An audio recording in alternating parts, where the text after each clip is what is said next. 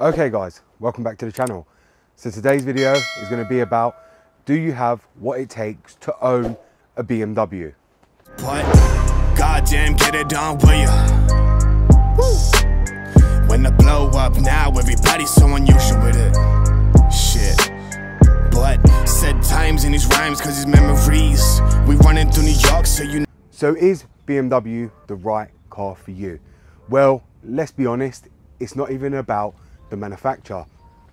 Realistically, is any car for you?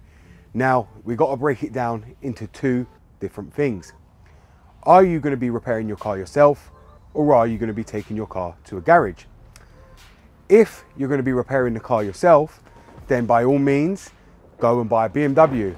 If you have the will to learn and want to learn how to fix cars, you have a spare car already and you just want a good weekend car, then go and get a BMW.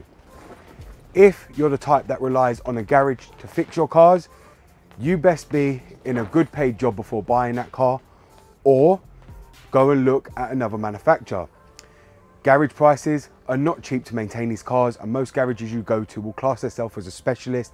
And if you try and target any era of the BMW from the E60, E90 upwards, most garages who class themselves as specialists will have no knowledge on these cars. Most of these specialists were BMW specialists back in the generation of the E39 and E46.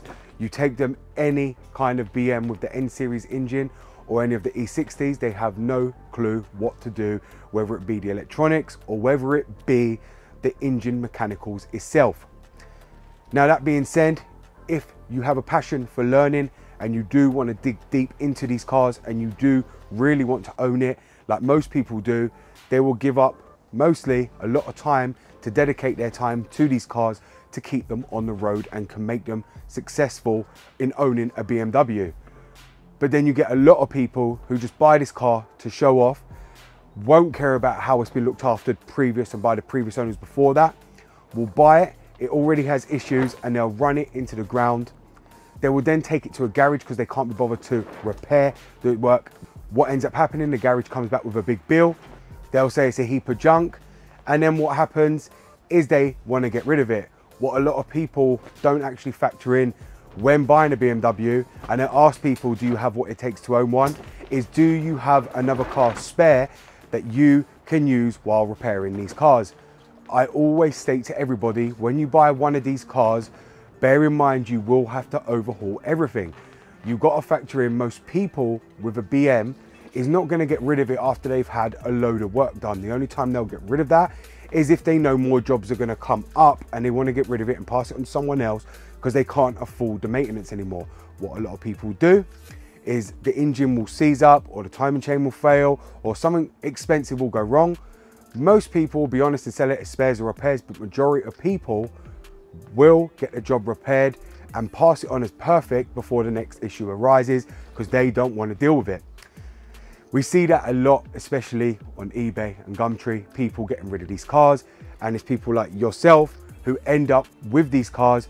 And that's why I say to you, do you have what it takes to make this car reliable, and do you have what it takes to own this car? Because a lot of people will go out their way and just purchase any BMW they see, and they will expect to use this as their daily car and everyday car. Now me, I do use them on a daily, but I don't use my E60s. My M5 and my black E60 does not get used as a daily. The X5 is my daily car because diesel, super reliable, slow mileage, everything's been done even before 100k, and it still goes strong. I've also got my M135i, which the F series were built a lot more solid than the E series cars. The F series car is an incredible piece of engineering, and BMW absolutely mastered it when they built that F series chassis and also the engines inside them, where they made them more reliable than the previous generation engines. Now, that being said, would I use my M5 on a daily? Hell no, I wouldn't. And it's not about costs involved in it or running costs or mechanical repairs, because as you guys know, I can do it all. It's simply because I don't want to put more mileage on the car than is actually needed. This is a valuable asset, and the more mileage you put on, the less value the car will be in years to come. That being said, also, my black E60, on the other hand, is on a nearly 180,000 miles.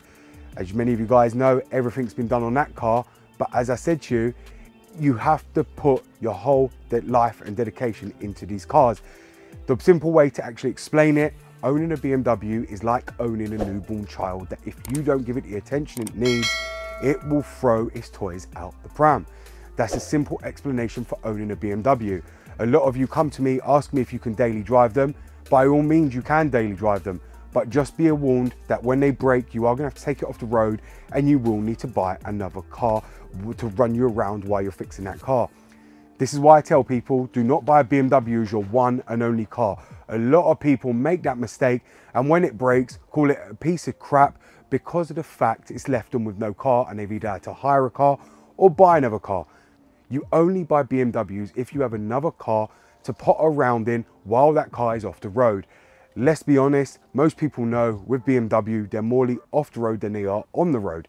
That be it the 6 cylinders, the 2 litres, the V8s, the V10s, no matter what car it is you've actually got, it's going to spend more time off the road than on the road. That's just the way they are.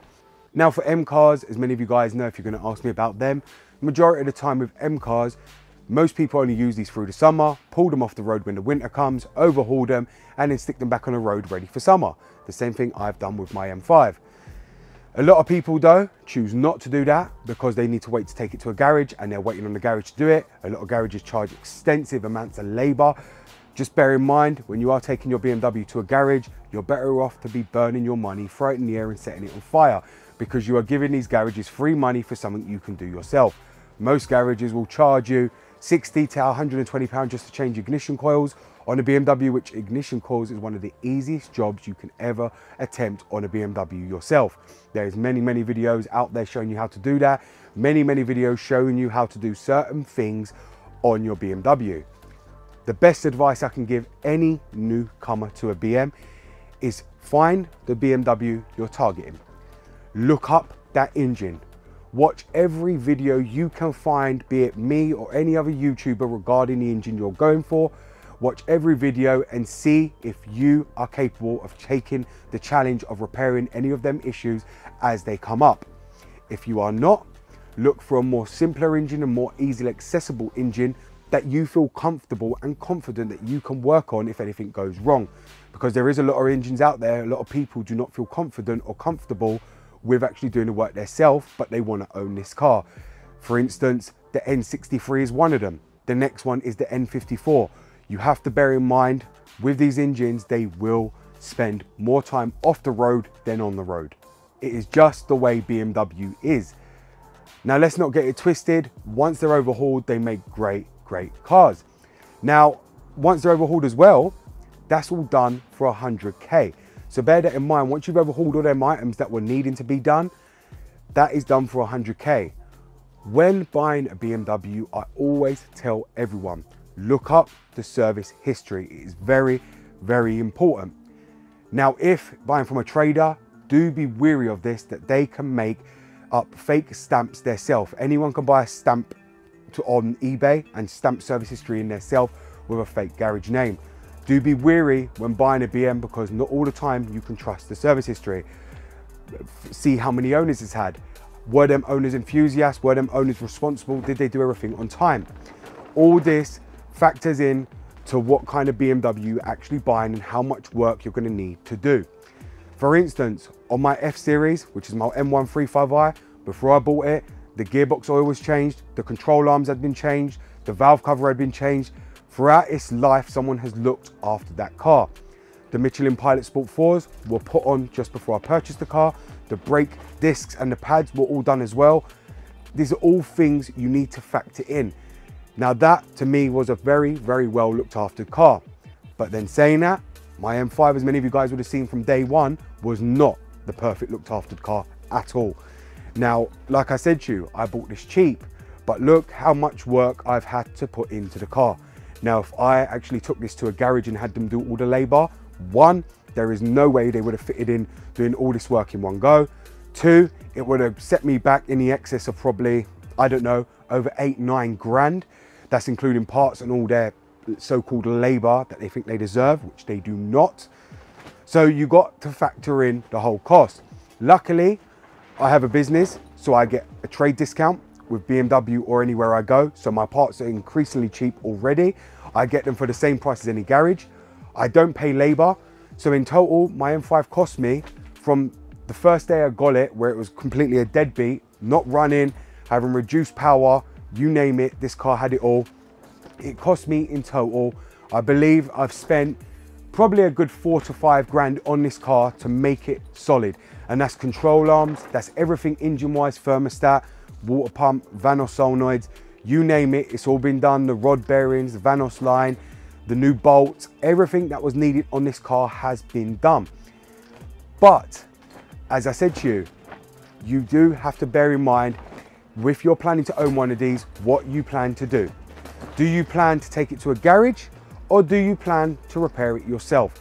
That is the biggest factor of owning a BMW, because anyone can own it. It depends on you as a person, because there's only two ways it can go. Either you have money in the bank to cater for all the repairs, or you're willing to learn and you're willing to put all your time and dedication in to learn how these cars work and repair it yourself. That is the two key things you need to understand when owning a BMW, and that is what determines if you can actually own a BMW at all.